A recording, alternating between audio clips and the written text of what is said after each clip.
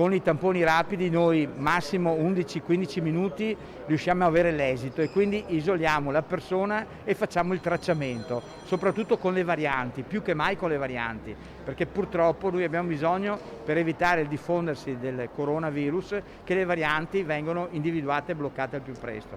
Una parte importante dell'opera di contenimento del contagio da Covid-19 si è sviluppata individuando il più alto numero di positivi nel tempo più rapido possibile. Francesco Benazzi, direttore generale dell'US2, non ha dubbi sul contributo prezioso garantito dalla scelta di un largo utilizzo dei tamponi rapidi in Veneto.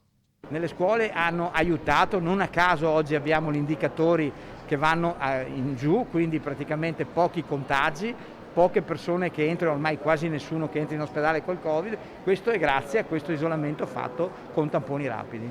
Per le loro specifiche caratteristiche, le scuole rappresentano uno di quegli ambiti delicati in cui la rapida intercettazione dei positivi ha permesso e permette di evitare la formazione e l'espansione di pericolosi focolai.